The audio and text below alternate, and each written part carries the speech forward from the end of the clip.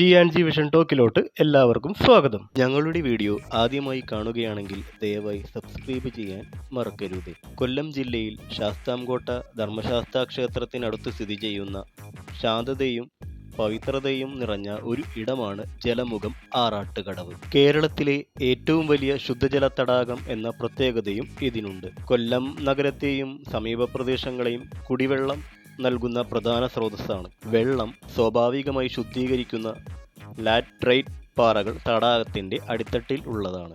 തിരുവിതാംകൂർ ദേവസ്വം ബോർഡിന്റെ നിയന്ത്രണത്തിൽ കൊല്ലം ജില്ലാ പഞ്ചായത്തിന്റെ നവീകരണത്തോടെ ഇന്ന് ഈ കടവ് കൂടുതൽ സുന്ദരമായ രൂപത്തിലാണ്.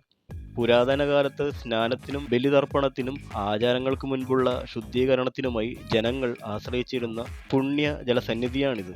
ഇന്നും പച്ചപ്പിനിടയിൽ ഒഴുകുന്ന ശാന്തത മനസ്സിനൊരു വിശ്രമം നൽകുന്നു. ചരിത്രവും വിശ്വാസവും ഒന്നിച്ചു ചേരുന്ന ജലമുഖം ആറാട്ടുകടവ്. ജലമുഖം എന്ന പേര് തന്നെ സൂചിപ്പിക്കുന്നത് പവിത്രമായ ജലസന്നിധി എന്ന അർത്ഥത്തിലാണ്.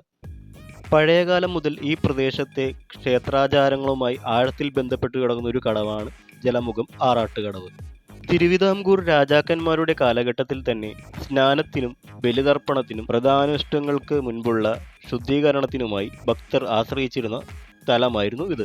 അടുത്തുള്ള ക്ഷേത്രങ്ങളിൽ ദർശനത്തിനു മുമ്പ് ഇവിടെ എത്തി ജലസ്നാനം നടത്തി ആചാരങ്ങൾ പൂർത്തിയാക്കുന്ന ഒരു സമ്പ്രദായം ഇവിടെ നിലനിന്നിരുന്നു. കാലക്രമേണ ഇതൊരു സാധാരണ കടവായി മാറിയെങ്കിലും ഇതിൻ്റെ ആത്മീയ പ്രാധാന്യം ഒരിക്കലും നഷ്ടപ്പെട്ടിട്ടില്ല.